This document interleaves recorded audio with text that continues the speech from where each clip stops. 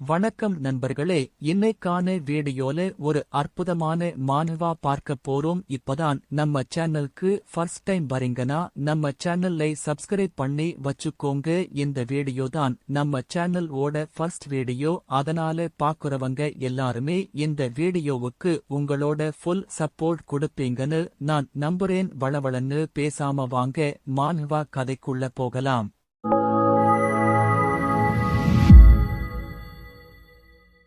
மானுவா start டிங்கில யுன்கிங் நகர்ல இருக்கிற ஒரு பெரிய 5 ஸ்டார் ஜாவா ஹோட்டல்ல ஆரம்பிக்குது.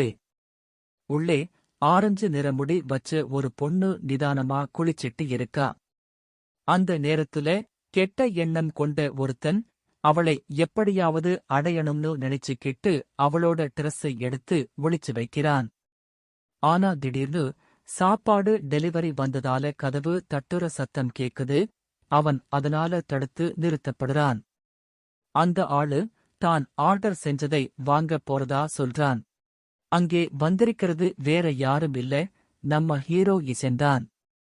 அந்த ஆளு கதவை திறக்கிறான். அதே நேரத்துல அந்த பொண்ணு அவன் பின்னாடி வர்றா. ஒரு துண்டை மட்டும் கட்டிக்கிட்டு இருக்கிற அந்த பொண்ணு குழப்பத்தோட, நீங்கதான் என் ட்ரெஸ்ஸை எடுத்தீங்களா?ன்னு கேக்குறா. இதை பார்த்து அதிர்ச்சியான ஹீரோ சாப்பாட்டு பையை தரையில போட்டுடுறான்.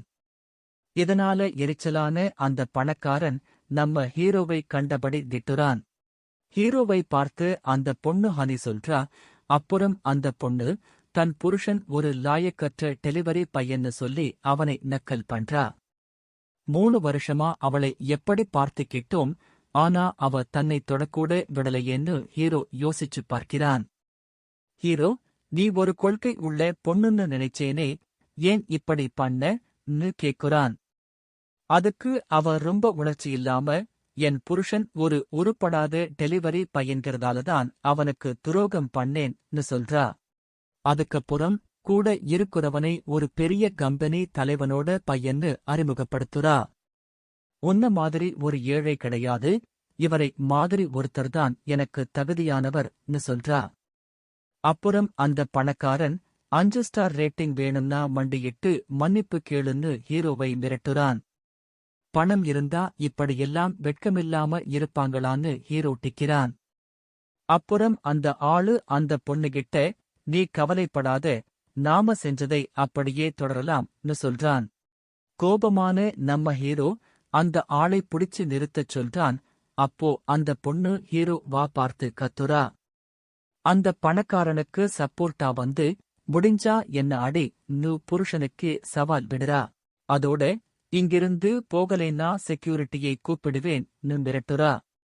எல்லாத்துலயும் ஏமாந்து போன நம்ம ஹீரோ அவளை முறைச்சு பார்த்து வாங் ஜியாயோ?ன்னு அவ பேரைச் சொல்றான். அப்போ ஈசென் தாத்தா அவனுக்கு நிச்சயிக்கப்பட்ட பொண்ணோட போட்டோவை காட்டுனது அவன் ஞாபகத்துக்கு வருது. கல்யாணம் பண்ணிக்க போற பொண்ணோட முகத்தை அவன் முதலா அப்போதான் பார்த்தான். அவ ரொம்ப அழகா இருக்கான்னு நினைச்சான். அவளோட ஒரு அமைதியான வாழ்க்கை அமையும்னு நம்புனான். ஆனா இப்போ அது எல்லாம் ஒரு கனவுன்னு அவனுக்கு புரியுது. அவன் கிளம்பும்போது அந்த பொண்ணு சிரிச்சுக்கிட்டே, எனக்கு ஒரு லாயக்கற்ற புருஷன் கிடைச்சதுதான் ஒரே வருத்தம்னு சொல்றா. வெளியே வந்த டெலிவரி பையன் தன் ஸ்கூட்டர்ல ஏறி அந்த இடத்தை விட்டு கிளம்புறான். அப்போ ஒரு தெரியாத நம்பர்ல இருந்து கால் வருது. அவன் உடனே போனை எடுக்குறான். அது பேசுற ஒரு ஆளு. வாங் குடும்பத்து மருமகனா, உன்னோட 3 வருஷ பயிற்சி முடிஞ்சுடுச்சுன்னு அவர் சொல்றாரு. அதோட அவனோட அடுத்த வேலை பெரிய பிசினஸ் உலகத்துல இருக்கும்னு சொல்றாரு. அப்புறம் அந்த நபர் ஹுவாஷிங் குரூப்பை வாங்கிட்டதாகவும் அவனை அதுக்கு தலைவரா போட்டிருக்கிறதாவும் சொல்ல, ஈசென் அதை ஏத்துக்கிறான். அப்புறம் அந்த பொண்ணை குடும்பத்துல சேர்த்துக்கலாமான்னு அவர் கேட்க, அவ அதுக்கு தகுதியே இல்லாதவன்னு ஹீரோ சொல்றான். ஒரு புது லட்சியத்தோட ஈசென் ஸ்கூட்டர்ல வேகமா போறான். ராத்திரி 8 மணி இருக்கும். வாங் ஜியாவோ வீட்டுக்கு வந்து கதவை திறக்குறாள். அவளோட புருஷன் சாமான்களை எடுத்துட்டு கிளம்புறதை பார்த்து, ஒரு சின்ன விஷயத்துக்காகவா ஓடிப்போறன்னு கேக்குறா. என் வீட்டுல ஓசியா தங்குறதால எல்லாத்தையும் பொறுத்துக்கிட்டுத்தான் இருக்கணும்னு அவ சொல்றா. ஏசென் கோபத்துல வெடிச்சு, 3 வருஷமா உன் குடும்பத்துல இருந்து வந்த அசிங்கத்தை எல்லாம் பொறுத்துக்கிட்டேன். உன் மேல இருந்த அக்கறையாலதான் அதையெல்லாம் தாங்குனேன். ஆனா இனிமே இந்த வாழ்க்கை வேணாம்னு கத்துறான். உறுதியா அவ முகத்தை பார்த்து விவாகரத்து கேட்குறான். அவ கோபமாகி, நீ ஒரு உருப்படாதவன், இந்த வீட்டையும் சொகுசு காரையும் இழக்கப் போறன்னு எச்சரிக்கிறா. நக்கலா சிரிச்சுக்கிட்டே, எனக்கு அதெல்லாம் தேவையில்லை, எல்லாத்தையும் விட்டுட முடியும்னு ஹீரோ பதில் சொல்றான். அவளும் விவாகரத்துக்கு சம்மதிச்சு, இப்படி ஒருத்தரை கல்யாணம் பண்ணி வச்சதுக்கு தாத்தாவைச் சொல்லணும்னு புலம்புறா. அவ குடும்பப் பெருமையை பேச, நாளைக்கு காலையில விவாகரத்தை முடிச்சுக்கலாம்னு அவன் சொல்றான். ஆனா அவளோட பாட்டிக்கு 80வது பிறந்த நாளுங்கிறதால குடும்பத்துல பேசிட்டு அப்புறம் சொல்றதா அவ சொல்றா. அவளோட போனுக்காக காத்துட்டு இருக்கிறதா சொல்லிட்டு அவன் கிளம்புறான். நீ இதற்காக வருத்தப்படுவ, திரும்பவும் என்கிட்டயே ஓடி வருவன்னு அவ கத்துறா. வெளியே மழையில ஹீரோவோட போன் அடிக்குது. கார் காத்துட்டு இருக்கிறதா யாரோ சொல்றாங்க. அவன் வெளியே வரதுக்காகவே காத்துட்டு இருந்த மாதிரி ஒரு சொகுசு கார் அவன் முன்னாடி வந்து நிக்குது. அங்கே ரோல்ஸ் ராய்ஸ் கார்களோட பெரிய கூட்டமே இருக்கு. சூட் போட்டவங்க எல்லாம் அவனை யங் மாஸ்டர்னு வரவேற்கிறாங்க. ஒருத்தன் குடை பிடிக்க வர, ஈசன் அதை வேணாம்னு சொல்லிடுறான். மழையில நனையறது தன் எண்ணங்களை தெளிவுபடுத்த உதவும்னு ஹீரோ சொல்றாரு. அவருக்கு குளிர் எடுக்கும்னு கவலைப்பட்டு அவரோட வேலையாளுங்க அவர் தோள்ல ஒரு கோட்டை போத்தி விடுறாங்க. ஆனா நம்ம ஹீரோ எல்லாரும் இங்கிருந்து கிளம்பலாம் ஒரு உத்தரவு போடுறாரு. அந்த தெருவே அதிர அளவுக்கு விலையுயர்ந்த காருங்க அணிவகுத்து நிற்குது. அங்க இருக்கிற மத்தவங்க எல்லாம், என்னப்பா இது, ஒரே பிராண்ட்ல இவ்வளவு கார் போகுது, என்ன நடக்குது இங்கே அப்படின்னு குழப்பத்தோட பார்க்குறாங்க. மேல மாடியில இருந்து இதை வேடிக்கை பார்த்து அவரோட முன்னாள் மனைவி, யாரோ பெரிய ஆளு வந்திருக்காங்க போலயேன்னு யோசிக்கிறா. ஆனா காருக்குள்ள இருக்கிற நம்ம ஹீரோ முகத்துல ஒரு சீரியஸான பாவனையோட எதிர்காலத்தை பத்தி யோசிச்சுட்டு வர்றாரு. இந்த உலகத்துக்கு பணக்கார குடும்பங்களை பத்தி தெரிஞ்சிருக்கலாம். ஆனா பில்லியன் கணக்குல சொத்து வச்சிருக்கிற இந்த ஏ குடும்பம் ஒரு பெரிய மர்மம். ஹெலிபேட் வந்ததும் அங்கிருந்தவங்க அவரை ஹெலிகாப்டருக்குள்ள கூட்டிட்டு போறாங்க. 3 வயசுல இருந்தே இந்த குடும்பத்து வாரிசுகளுக்கு ரொம்ப கடுமையான பயிற்சி கொடுக்கப்படும். அவங்க குணத்தை சோதிக்கிறதுக்காகவே பெரியவங்க நிறைய சோதனைகளை வைப்பாங்க. ஒரு பிளாஷ்பேக்ல அவரோட தாத்தா பேசுறது வருது. நீ ஒரு சாதாரண குடும்பத்து பொண்ணை கல்யாணம் பண்ணிக்கணும்னு அவர் சொல்றாரு. அந்த பொண்ணு மேல ஏற்கனவே ஆசை இருந்ததுனால நம்ம ஹீரோவும் அந்த சோதனைக்கு சம்மதிச்சாரு. ஆனா இப்போ எல்லாம் முடிஞ்சுடுச்சு நினைக்கும்போது அவருக்கு அழுகையே வந்துடுச்சு. இப்போ அவர் திரும்பவும் தன் சொந்த வீட்டுக்கே வந்துட்டாரு. அடுத்த நாள் காலையில ஜியா யாவோவோட பாட்டி பிறந்தநாள் விழா நடக்குது. எல்லாரும் வாழ்த்துச் சொல்றாங்க. அப்போ வாங் குடும்பத்து பெரியவங்க, யாரை காணோம், ஈசன் எங்கன்னு கேக்குறாங்க. அதுக்கு அவரோட முன்னாள் மனைவி, அவர் வேலைக்கு வெளியில போயிருக்காருன்னு ஒரு பச்சை பொய்யைச் சொல்றா. 2 சொந்தக்காரங்க, அவன் ஒரு டெலிவரி பாய், அவனால நமக்கு கேவலம்னு சொல்லி கேலி பண்ணுறாங்க. இதை கேட்டு பாட்டிக்கு கோபம் வந்துடுச்சு. உடனே அவனை இங்க கூட்டிட்டு வான்னு பேத்திகிட்ட சொல்றாங்க. வேற வழி இல்லாம நாங்க விவாகரத்து, டிவோர்ஸ் பண்ண போறோம் அப்படின்னு அந்த பொண்ணு உண்மையைச் சொல்லிடுறா. பாட்டிக்கு கோபம் தாங்கல. இந்த திருமணத்தை உன் தாத்தா முடிவு பண்ணது, யாரு உனக்கு விவாகரத்து பண்ண பெர்மிஷன் கொடுத்ததுன்னு கத்துறாங்க. அதுக்கு அந்த பொண்ணு அழுதுகிட்டே, இச்சென்னுக்கு வேறொரு பொண்ணோட தொடர்பு இருக்கு, என்னால தாத்தாவை மீற முடியலன்னு ஒரு பொய்யைச் சொல்லி சமாளிக்கிறா. பாட்டிக்கு இது பெரிய அதிர்ச்சியாயிருக்கு. அவன் ஒரு அரக்கன், என் பேத்தியை ஏமாத்திட்டானேன்னு திட்டுறாங்க. அப்போ பக்கத்துல இருந்து ஒரு சொந்தக்காரர், இதுல ஆச்சரியப்பட என்ன இருக்கு, 3 வருஷமா அவன் அவளைத் தொடக்கூட இல்லையேன்னு சொல்றாரு. ஆனா பாட்டி விடல, ஏமாத்துனது தப்பு, அவனை இங்க இழுத்துட்டு வாங்கன்னு ஆர்டர் போடுறாங்க. அந்த பொண்ணு உடனே தன் முன்னாள் புருஷனுக்கு போன் போடுறா. இச்சென்னோட போன் அடிக்குது. அவர் ரொம்ப கூலா போனை எடுத்து, இப்போ எதுக்கு போன் பண்ணி இருக்கன்னு கேக்குறாரு. பாட்டி உன்னை வரச் சொல்றாங்கன்னு அவள் சொல்ல, என்னால வர முடியாதுன்னு சொல்லிட்டு போனை கட் பண்ணிடுறாரு நம்ம ஹீரோ. இதை பார்த்ததும் அவளுக்கு பயங்கர கோபம். எப்படி என் போனை கட் பண்ணலாம்னு துடிக்கிறா. அவர் வரமாட்டேன்னு சொன்ன விஷயத்தை பாட்டிகிட்ட சொல்ல, அவங்க இன்னும் கடுப்பாகுறாங்க. அங்கிருந்த ஷாஜி, நான் அவனை இழுத்துட்டு வர்றேன்னு சொல்லிட்டு போறான். இந்த சத்தமெல்லாம் அடங்குறதுக்கு அப்புறம் பாட்டி ஒரு முக்கியமான விஷயத்தை சொல்றாங்க. ஹாவோஷான் குரூப்புக்கு ஒரு பொது தலைவர் வந்திருக்காராம். அவர் யாருன்னு யாருக்கும் தெரியாது. நம்ம குடும்பத்தோட எதிர்காலமே அவர் கையில தான் இருக்குன்னு சொல்றாங்க. இதற்கிடையில இசன்கிட்ட வேலை செய்யற ஒருத்தர் அவர்கிட்ட கேக்குறாரு, இன்னைக்குதான் நீங்க டெலிவரி பாயா வேலை செய்யற கடைசி நாள். எதிரிங்களை மறைஞ்சிருந்து கவனிக்கிறதுதான் எனக்கு பிடிச்சிருக்குன்னு ஹீரோ சொல்றாரு. இன்னொரு பக்கம் அவரோட முன்னாள் மனைவியோட சொந்தக்காரன் காரை ஓட்டிக்கிட்டு இவருக்கு போன் போடுறான். எங்கடா இருக்கன்னு அவன் கேட்க, இவரும் இடத்தைச் சொல்றாரு. இரு, அங்கேயே இரு, இதோ வர்றேன்னு அவன் வில்லத்தனமா சிரிச்சுட்டே வர்றான். கொஞ்ச நேரத்துல ஸ்கூட்டர்ல போய்கிட்டு இருந்த இசன் மேல அவன் காரை ஏத்துற மாதிரி போறான். அப்புறம் காரை நிறுத்திட்டு, பாட்டி உன்னை பார்க்கணும்னு சொன்னாங்க, கார்ல ஏறுன்னு மிரட்டுறான். ஆனா ஹீரோ அசராம, உங்க பாட்டி கெஞ்சினாலும் இந்த விவாகரத்து நடந்தே தீரும்னு சொல்றாரு. சியாவோஜி நக்கலா சிரிச்சுக்கிட்டு, பாட்டி உன்னை தண்டிக்கப் போறாங்கன்னு சொல்றான். எதுக்கு?ன்னு இசன் கேட்க, நீ துரோகம் பண்ணிட்டயாமே, அதுக்குத்தான்னு சொல்றான். இதை தெரிஞ்சுக்கிட்ட ஹீரோவுக்கு சிரிப்புதான் வருது. என் முன்னால் மனைவி அவ்வளவு கேவலமா பொய் சொல்லிருக்காளா?ன்னு நினைச்சு சிரிக்கிறாரு. அவரோட அந்த திடீர் மாற்றத்தை பார்த்து அந்தச் சொந்தக்காரன் மிரண்டு போயிடுறான். ஒரு சாதாரண டெலிவரி பாய்கிட்ட இருந்து இவ்வளவு பவர்ஃபுல்லான பார்வையான்னு அவன் பதறுறான். திரும்பவும் மரியாதையா கார்ல ஏறு, பாட்டி கால்ல விழுந்து மன்னிப்பு கேளுன்னு சொல்ல, ஹீரோ முடியாதுன்னு சொல்லிடறாரு. இதனால அந்த உறவினன் கோபத்தோட காரை விட்டு இறங்குறான்.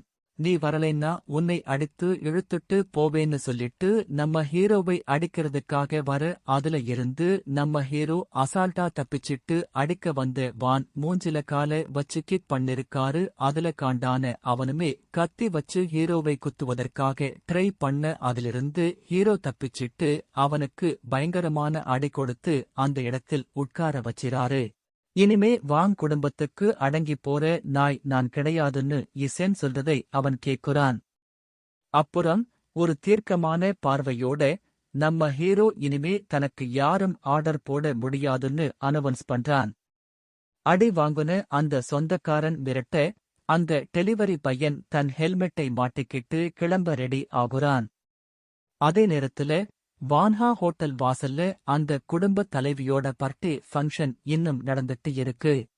மிஸ்ஸஸ் வாங் மத்த சொந்தக்காரங்க எல்லாம் ஆவலோட வெயிட் பண்ணிட்டு இருக்கப்போ, சியாவோஜி வரதா யாரோ சொல்றாங்க. கார் வரதை பார்த்த பாட்டி, சொன்ன வேலையை சரியா செஞ்சு முடிச்ச பேரனை பாராட்டுறாங்கள். அதிர்ச்சியான பாட்டி, உன்னை யாருடா அடிச்சது? நோ தன் பேரன்கிட்ட கேக்குறாங்க.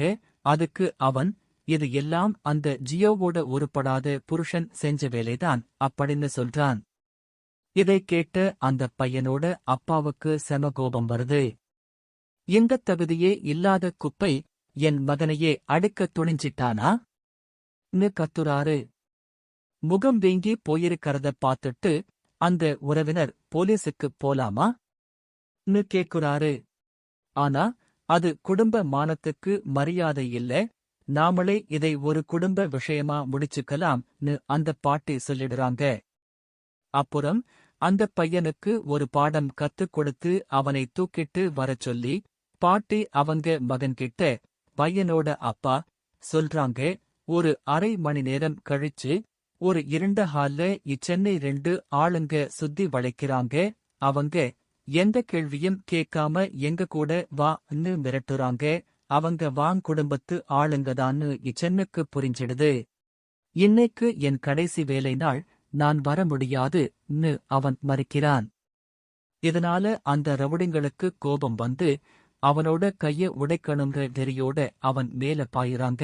அந்த அமைதியான கோரிடோர் முழுக்க வலியால கத்துற சத்தம் மட்டும் கேக்குது. கொஞ்ச நேரத்துல நம்ம ஹீரோவோட அந்த இடத்தை விட்டு ரொம்ப கூலா வெளியே போறான்.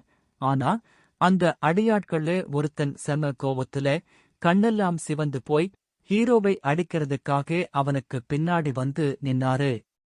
அந்த ஆளு பின்னாடி இருந்து திடீர்னு அட்டாக் பண்ண பார்த்தான். ஆனா நம்ம ஹீரோ டக்குனு விலகி அதை தடுத்தான். எந்த பதட்டமும் இல்லாம தான் டெலிவரி பண்ண வேண்டிய சாப்பாடு எல்லாம் சரியா இருக்கான்னு செக் பண்ணிக்கிட்டான். இன்னும் ஒரே ஒரு டெலிவரிதான் பாக்கி இருக்குன்னு சொல்லிட்டு அந்த ஆள அங்கேயே விட்டுட்டு அவன் பாட்டுக்கு ஸ்கூட்டர்ல கிளம்பிட்டான். அந்த பக்கம் வான்ஹாவோ ஹோட்டல்ல வாங் குடும்பத்தோட பார்ட்டி ரொம்ப கிராண்டா நடந்துட்டு இருந்துச்சு. ஜெகியான் அவங்க அம்மா கிட்ட போய் நம்ம அனுப்புன ஆளுங்க எல்லாரையும் அந்த முன்னாள் மருமகன் அடிச்சு போட்டுட்டான் அப்படின்னு சொன்னான். இதை கேட்டு அந்த வீட்டு பெரியம்மா ஷாக் ஆகிட்டாங்க. அந்த உதவாக்கரைக்கு நிஜமாவே சண்டை போடத் தெரியுமா?ன்னு அவங்களுக்கு ஒரே டவுட். அப்போ ஒருத்தன் வந்து உங்களை பாக்குறதுக்காக டெலிவரி ஏஜென்ட் வந்திருக்காருன்னு சொன்னான். வந்திருக்கிறது அந்த பையனோட பாஸ் தானுஷி ஜியோட அப்பா கண்டுபிடிச்சிட்டாரு. உடனே அவங்க அம்மா காதுல ஒரு புது பிளானை மெதுவா சொன்னாரு. அந்த பாஸ் பேரு மாகுன். அவரு பர்டே கிப்டா ஒரு காஸ்ட்லி ஒயின் பாட்டில் எடுத்துட்டு வர்றாரு. திருமதி வாங் அவருக்கு தேங்க்ஸ் சொல்றாங்க. ஆனா அவர் மூட் சரியில்லாததை பார்த்துட்டு என்னாச்சுன்னு கேக்குறாங்க. இதான் சான்ஸ்னு நினைச்சு அந்த அப்பா இசென் பத்தி பாஸ் காதுல ஏத்தி விடுறாரு. மருமகன் என் பேத்தியை ஏமாத்திட்டான், என் பேரனையும் அடிச்சுட்டான்னு தெரிஞ்சதும் மாகுன் ரொம்ப ஷாக் ஆகிட்டாரு. என்னால இதுல ஒன்னும் பண்ண முடியாதுன்னு முதல்ல அவர சொன்னாலும் இந்த வேலைக்கு நீங்கதான் கரெக்டான ஆளுன்னு ஜிக்கியும் சொல்றான். அப்புறம்தான் அந்த பையன் அதே கம்பெனில டெலிவரி பாயா வேலை செய்யறது தெரிய வருது. பாஸ் ஒரு நக்கலான சிரிப்போட நீங்க கவலைப்படாதீங்க, இதை நான் பார்த்துக்கறேன்னு சொல்லிட்டாரு. உடனே அவரு போன் பண்ணி வான்ஹா ஹோட்டலுக்கு ஒரு ஃபேக் ஆர்டர் போடச் சொல்றாரு. 15 நிமிஷம் கழிச்சு நம்ம ஹீரோ அவனோட கடைசி டெலிவரியை முடிக்க ஸ்கூட்டர்ல வர்றான். போன் பண்ணி ஆர்டர் ஹோட்டல் வாசல்ல இருக்கு, வந்து வாங்கிக்கோங்கன்னு சொல்றான். ஆனா அந்த பாஸ் அதை மதிக்காம பார்சலை அப்படியே உள்ள அந்த ஹாலுக்குள்ள கொண்டு வான்னு சொல்லிட்டாரு. உள்ளே வர பெர்மிஷன் இல்லைன்னும் கஸ்டமர்தான் வாசல் வரைக்கும் வரணும்னு அந்த பையன் விளக்கிச் சொல்றான். விரட்டொரு தோரணையில் அந்த ஆளு நம்ம ஹீரோவை ஹோட்டல் வாசல்லையே வெயிட் பண்ணச் சொல்றான். போனை வச்சதுக்கு அப்புறம்தான் இது ஒரு பெரிய சதிங்கிறது யூசினுக்கு புரியுது. சரியா அந்த நேரத்துல முதலாளியும் வாங் குடும்பத்து ஆளுங்களும் அவனை பார்க்கறதுக்காக வெளியே வர்றாங்க. அங்கே வந்ததும் மகுன் ஹீரோவைக் காட்டி முதல்ல உன் யூனிஃபார்மை கழட்டிட்டு ஐடி கார்டை கொடுத்துட்டு இங்கிருந்து கிளம்புன்னு சொல்றான். ஒண்ணுமே புரியாம நம்ம ஹீரோ என்ன நடக்குது இங்கேன்னு கேக்குறான். அதுக்கு அந்த தம்பி இவர்தான் இந்த கம்பெனியோட பெரிய பாஸ்னு சொல்றான். நம்பலைன்னா உன்னை வேலைக்கு எடுத்து மேனேஜருக்கே போன் பண்ணி கேட்டுக்கோன்னு மகுன் மிரட்டுறான். அப்போன்னு பார்த்து ஹீரோவோட போன் அடிக்குது. தலைவர் அவனை வேலையிலிருந்து தூக்கிட்டதா மேனேஜர் சொல்றாரு. அந்த இளைஞனுக்கு செம கோபம் வருது. ஏன்னா தன்னோட கடைசி நாள் வேலையையாவது நிம்மதியா முடிக்கலாம்னு பார்த்தா இந்த ஆளு வந்து எல்லாத்தையும் கெடுத்துட்டாரேன்னு அவன் நினைக்கிறான். வேற வழி இல்லாம நம்ம ஹீரோ அவங்க பாஸ் சொன்ன மாதிரியே தன்னோட யூனிஃபார்ம் ஜாக்கெட்டை கழட்ட ஆரம்பிக்கிறான்.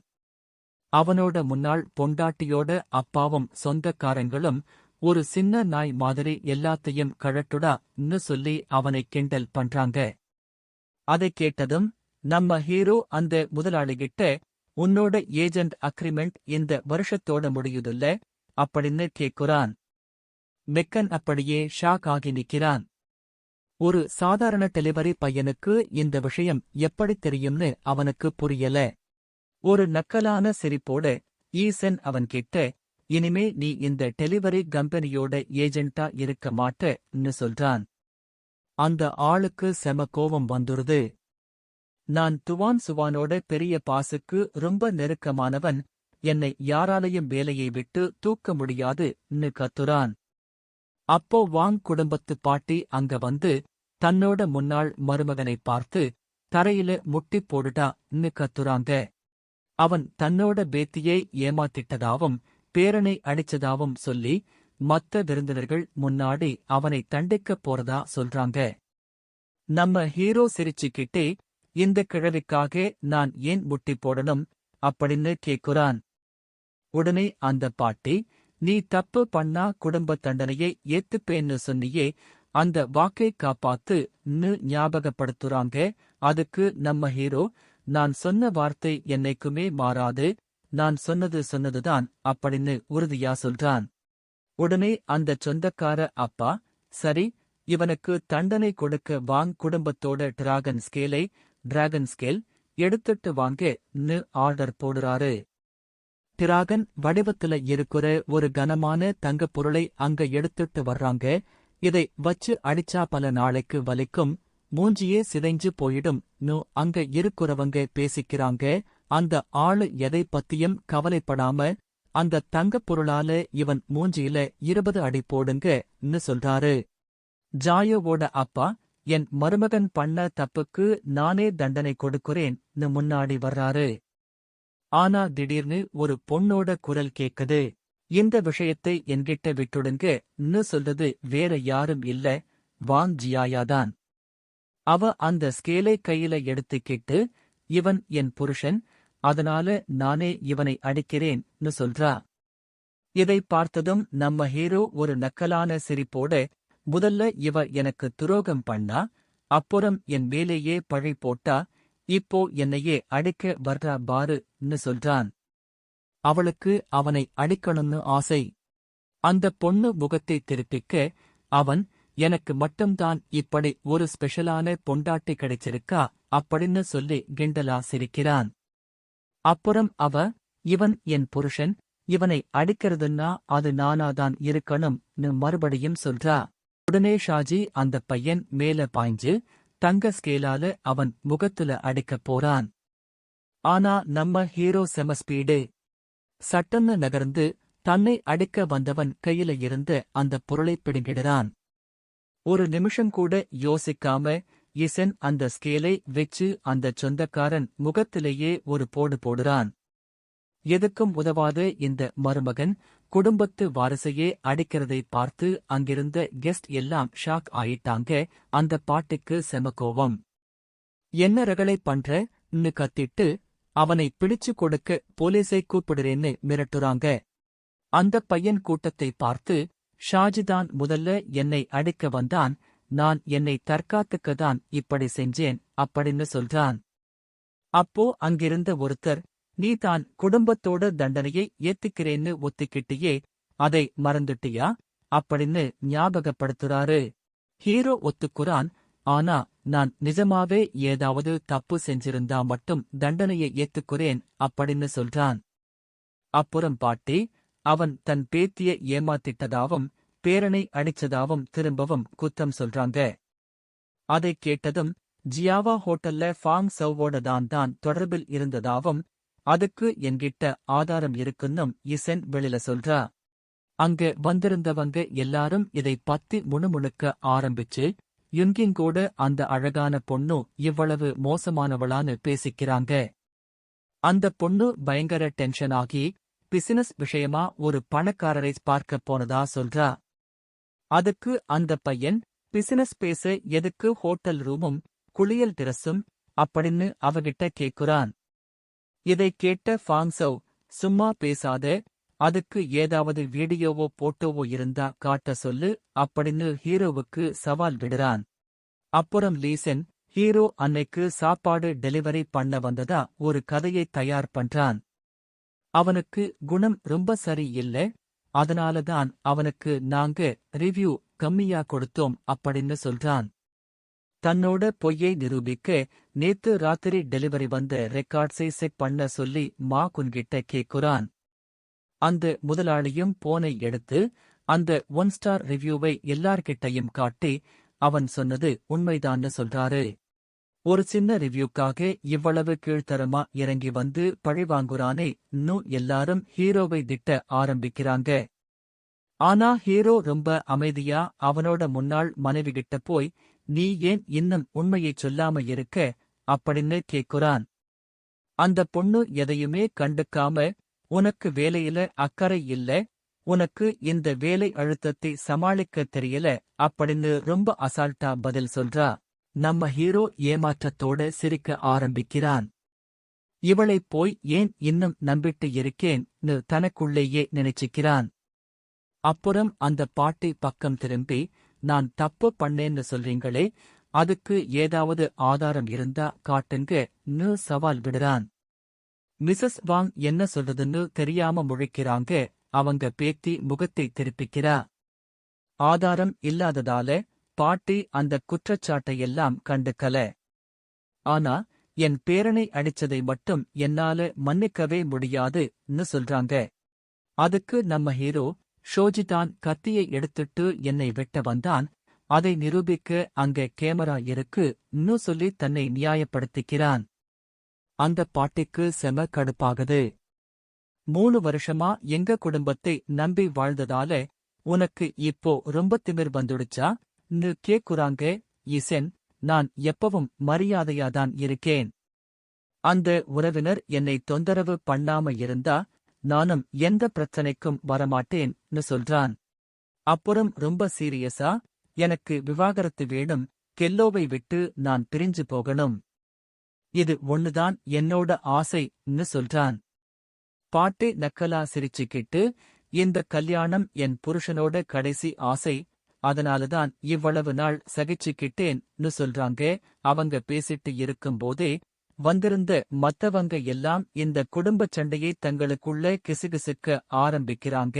பாட்டி விடாம, என் பேத்தி ரொம்ப அழகானவ, நீ எல்லாம் அவ கால் தூசுக்கு கூட ஈடாக மாட்டன்னு சொல்லி முடிக்கிறாங்க. கடைசியில கோபத்தோட, இனிமே என் புருஷனோட பேச்சை மதிக்கணும்னு அவசியமில்லை, நீ இப்போவே இந்த குடும்பத்தை விட்டு வெளியே போன்னு சொல்லி சென்னை துரத்தி விடுறாங்க.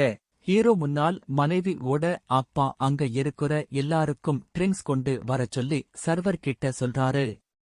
அதைக் கேட்டதும் அங்க வந்திருந்தவங்க எல்லாரும் ஒரு வழியா அந்த குப்பையில இருந்து வெளியே வந்துட்டீங்களேன்னு பாட்டியையும் பேத்தியையும் வாழ்த்த ஆரம்பிக்கிறாங்க.